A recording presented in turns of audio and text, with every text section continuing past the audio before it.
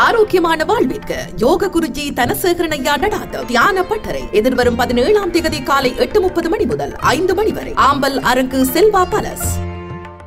வணக்கம், இது தமிழ்வினின் மாலை நேர செய்திகள். முதலில் தலைப்புச் செய்திகள். மசகு எண்ணெயின் விலையில் ஏற்பட்டுள்ள மாற்றம்.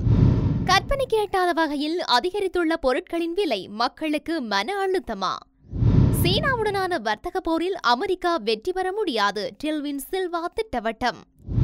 சீனாவில் கடும் புயல், அதிரடியாக ரத்து செய்யப்பட்ட 800 விமான சேவைகள். உலக கடவுச்சீட்டு தரவரிசையில் இலங்கைக்கு கிடைத்த இடம். புத்தாண்டை முன்னிட்டு கொழும்பிலிருந்து வெளியேறிய 5 லட்சம் பேர். 4வது தவணைக்கு முன்னர் சர்வதேச நாணய நிதியத்திடம் சலுகைகளை கோரவுள்ள இலங்கை. அனுரவை பதற வைத்த அமெரிக்க உளவு பிரிவின் அதிரடி நடவடிக்கை. தொடர்பான விரிவான செய்திகள். உலக சந்தையில் மசகு எண்ணெயின் விலை இன்றைய தினம் சற்று வீழ்ச்சியை பதிவு செய்துள்ளது. அதன்படி சர்வதேச சந்தையில் WTI ரக மசகு எண்ணெய் பீப்பாய் ஒன்றின் விலை 61.34 அமெரிக்க டாலராக வீழ்ச்சியடைந்துள்ளது. அத்துடன் பிரெண்ட் ரக மசகு எண்ணெய் பீப்பாய் ஒன்றின் விலை 64.58 அமெரிக்க டாலராக வீழ்ச்சியடைந்துள்ளது. இதேவேளை உலக சந்தையில் இயற்கை எரிவாயுவின் விலை இன்றைய தினம் 3.456 அமெரிக்க டாலராக வீழ்ச்சியை பதிவு செய்துள்ளது.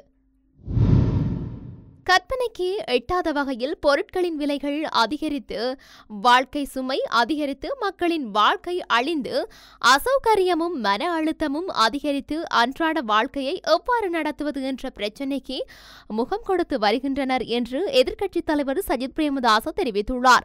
நீர்கொழும்பு பகுதியில் இடம்பெற்ற மக்கள் சந்திப்பொன்றின் போதே அவர் மேற்கொண்டவாறு குறிப்பிட்டுள்ளார். தொடர்ந்தும் தெரிவிக்கையில், கற்பனைக்கு எட்டாத வகையில் பொருட்களின் விலைகள் அதிகரித்து, வாழ்க்கை சுமை அதிகரித்து, மக்களின் வாழ்க்கை அழிந்து, அசௌகரியமும் மன அழுத்தமும் அதிகரித்து அன்றாட வாழ்க்கையை எவ்வாறு நடத்துவது என்ற பிரச்சினைக்கு முகம் கொடுத்து வருகின்றனர். தற்போது அரிசி, தேங்காய் மற்றும் அத்தியாவசிய உணவுப் பொருட்களின் விலைகள் கூட அதிகரித்துள்ளதோடு வட்வரியும் அதிகரிக்கப்பட்டுள்ளன. மருத்துவமனைகளில் அத்தியாவசிய மருந்துகள் இல்லை, இவற்றுக்கு பதில்களும் இல்லை, எடுக்கும் முயற்சிகளையும் காணவில்லை. இதுகுறித்து சபையில் கேள்வி எழுப்பினால் 76 வருடங்கள் குறித்து குறை கூறுகின்றனர். எங்களுக்கு தெரியும் என்றும் கூறுகின்றனர். எண்ணெய் விலையை குறைப்போம் என்றனர். இதில் நடந்து வரும் திருட்டு, ஊழல், மோசடிகளை ஒழிப்போம், இவற்றின் விலைகளை குறைத்து மக்களுக்கு சலுகை விலையில் தருவோம் என்றனர். பொருட்களின் விலையை கட்டுப்படுத்தும் திட்டம் எதுவும் இந்த அரசாங்கத்திடமில்லை. வருமானங்கள் குறைந்துள்ள தருணத்தில் பொருட்களின் விலைகள் தாறுமாறாக அதிகரித்துள்ளன என குறிப்பிட்டுள்ளார். சீனாவுடனான வர்த்தக போரில் அமெரிக்கா வெற்றி பெற முடியாது என மக்கள் விடுதலை முன்னணியின் பொதுச் செயலாளர் டில்வின் சில்வா கூறியுள்ளார். உலகம் முழுவதும் பொருந்தும் வகையில் அமெரிக்கா விதித்துள்ள வரிகள் உலகின் பிற பகுதிகளுடன் ஒப்பிடும்போது, இலங்கையுடன் ஒப்பிடும்போது அவ்வளவு அதிகமாக இல்லை என்றும் அவர் தெரிவித்துள்ளார். அமெரிக்காவிற்கான நாட்டின் ஏற்றுமதி சிறியது என்றும் அவற்றில் பெரும்பாலானவை ஆடைகள் என்றும் அவர் சுட்டிக்காட்டியுள்ளார். இருதரப்பு உறவு காரணமாக ஆடை தொழில் தொடர்பான வேலைகள் இழக்கப்பட்டால் அவர்கள் வேறு வேலைவாய்ப்புகளை கண்டுபிடிக்கும் வரை அவர்களுக்கு உதவித்தொகை வழங்கப்படும் என்றும் அவர் கூறியுள்ளார். மேலும் சீனாவுடனான வர்த்தக போரில் அமெரிக்கா வெற்றி பெற முடியாது என்றும் அந்த போர் அமெரிக்காவின் வீழ்ச்சிக்கு வழிவகுக்கும் என்றும் அவர் கூறியுள்ளார். மேலும் நிலவும் சூழ்நிலைகளின் அடிப்படையில் அமெரிக்க ஜனாதிபதி இந்த தவறான முடிவை விரைவாக மாற்ற வேண்டியிருந்தது என்றும் அவர் தெரிவித்துள்ளார். சீனாவில் நிலவும் சீரற்ற காலநிலை காரணமாக 800க்கும் மேற்பட்ட விமான சேவைகள் ரத்து செய்யப்பட்டுள்ளதென வெளிநாட்டு ஊடகங்கள் செய்தி வெளியிட்டுள்ளன. சீனா தலைநகர் பீஜிங் மற்றும் வடக்கு பிராந்தியத்தை கடுமையான புயல் தாக்கியது. மங்கோலியாவிலிருந்து சீனா நோக்கி நகர்ந்த அந்த புயலால் மணிக்கு 150 கிலோமீட்டர் வேகத்தில் காற்று வீசியதாக அந்த நாட்டு ஊடகங்கள் செய்தி வெளியிட்டுள்ளன. கடும் வேகத்தில் காற்று வீசுவதன் காரணமாக விமானம் தரையிறங்குவதில் சிக்கல் ஏற்பட்டுள்ளது. இந்த நிலையில் அங்கு 800க்கும் மேற்பட்ட விமான சேவைகள் ரத்து செய்யப்பட்டுள்ளது என தெரிவிக்கப்பட்டுள்ளது. மேலும் ஆயிரக்கணக்கான மரங்கள், மின்கம்பங்களும் முறிந்து விழுந்துள்ளதுடன் அவற்றை அப்புறப்படுத்தும் பணியில் மீட்பு படையினர் ஈடுபட்டு வருகின்றனர். இதன் காரணமாக தொடருந்து மற்றும் வீதி போக்குவரத்து துண்டிக்கப்பட்டுள்ளதாக வெளிநாட்டு ஊடகங்கள் செய்தி வெளியிட்டுள்ளன. இதேவேளை சீனாவிற்கு சுற்றுலா சென்றிருந்த பயணிகள் தங்களது சொந்த ஊருக்கு திரும்ப முடியாமல் அவதிக்குள்ளாகியுள்ளமையும் குறிப்பிடத்தக்கது. நோமேட் கேபிட்டலிஸ்ட் தரவரிசையில் இலங்கை கடவுச்சீட்டு 43.5 மதிப்பெண்களுடன் 168வது இடத்தை பெற்றுள்ளது. அத்துடன் இலங்கை கடவுச்சீட்டு தெற்காசியாவில் 2வது மிக சக்தி வாய்ந்த கடவுச்சீட்டு என்ற பெருமையையும் பெற்றுள்ளது.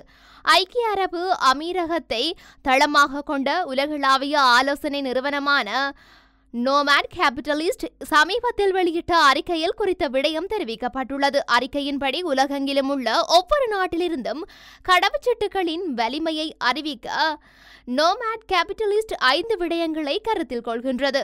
அந்த வகையில் 199 நாடுகள் பட்டியலில் இலங்கை 171வது இடத்திலிருந்து 3 இடங்கள் முன்னேறி 168வது இடத்தை பிடித்துள்ளது. இலங்கை கடவுச்சீட்டு 57 நாடுகளுக்கு பயணிக்க அனுமதிப்பதே இந்த முன்னேற்றத்திற்கான காரணமாகும். இந்த ஆண்டு உலகிலேயே மிகவும் வரவேற்கத்தக்க கடவுச்சீட்டை கொண்ட நாடு அயர்லாந்தாகும். இந்த அறிக்கையின்படி இந்தியா 148வது இடத்தில் உள்ளது. மேலும் இந்தியர்கள் விசா இல்லாமல் அல்லது வருகை விசாவில் 75 நாடுகளுக்கு பயணம் செய்யலாம். இருப்பினும் பூட்டான், இலங்கை மற்றும் இந்தியாவை பின்தள்ளி 140வது இடத்தை பிடித்துள்ளது. தமிழ் சிங்கள புத்தாண்டை முன்னிட்டு கொழும்பிலிருந்து 5 லட்சம் பேர் வெளியேறியுள்ளதாக போக்குவரத்து அதிகாரிகள் தெரிவித்துள்ளனர். அதன்படி கடந்த 9ஆம் தேதி முதல் தேசிய போக்குவரத்து ஆணைக்குழு மற்றும் இலங்கை போக்குவரத்து சபைக்கு சொந்தமான பேருந்துகளில் சுமார் 5 லட்சம் பயணிகள் கொழும்பிலிருந்து புறப்பட்டு சென்றுள்ளதாக தெரிவிக்கப்படுகின்றது. புத்தாண்டை முன்னிட்டு பிரயாணங்களை மேற்கொள்ளும் மக்களுக்காக நேற்று மேலதிகமாக பேருந்துகள் சேவையில் ஈடுபடுத்தப்பட்டிருந்தன. எனினும் பயணிகளின் எண்ணிக்கை குறிப்பிடத்தக்க அளவில் குறைவடைந்துள்ளதாக போக்குவரத்து அதிகாரிகள் சுட்டிக்காட்டியுள்ளனர்.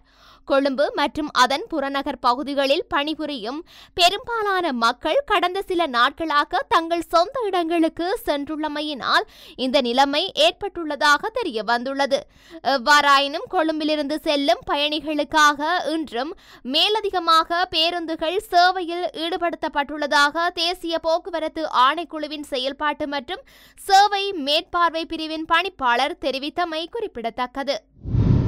அமெரிக்காவின் புதிய வரிகளால் பொருளாதாரத்தில் ஏற்படும் தாக்கத்தை ஈடு செய்ய இலங்கையுடனான 48 மாத நீடிக்கப்பட்ட நிதி வசதிக்காக சர்வதேச நாணய நிதியத்திடம் சலுகைகளை அரசாங்கம் கோரும் என்று திரைசேரியின் அதிகாரியொருவர் தெரிவித்துள்ளார்.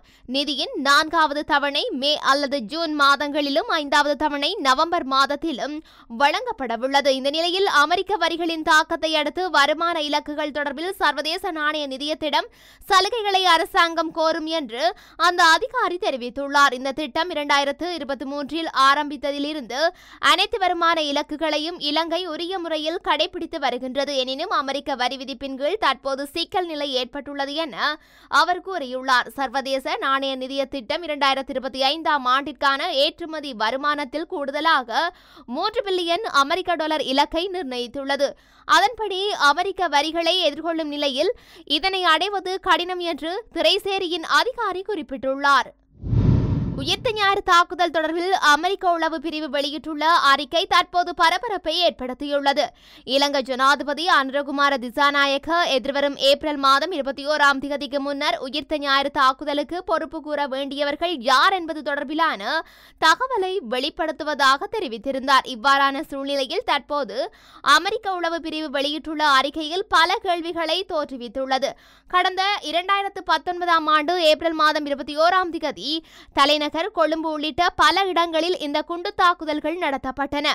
3 தேவாலயங்கள் உள்ளிட்ட 5 நட்சத்திர உணவு விடுதிகள் சிலவற்றிலும் காலை 8:30க்கும் 9:15 மணிக்கும் இடையில் இந்த குண்டு தாக்குதல்கள் நடந்தன. இதில் வெளிநாட்டவர்கள், காவல்துறை உள்ளிட்ட குறைந்தது 272 பேர் வரை கொல்லப்பட்டதுடன் 500க்கும் மேற்பட்டோர் காயமடைந்தனர். அத்துடன் இந்த தாக்குதல் சம்பவங்கள் இடம்பெற்று 3 நாட்களுக்கு பின்னர் இலங்கைக்குள் நுழைந்த அமெரிக்க உளவு பிரிவின் சிறப்பு தேர்ச்சி பெற்ற அதிகாரிகள் முக்கிய ஆவணங்களை அமெரிக்காவுக்கு எடுத்து சென்றுள்ளதாக தெரிவிக்கப்படுகின்றது.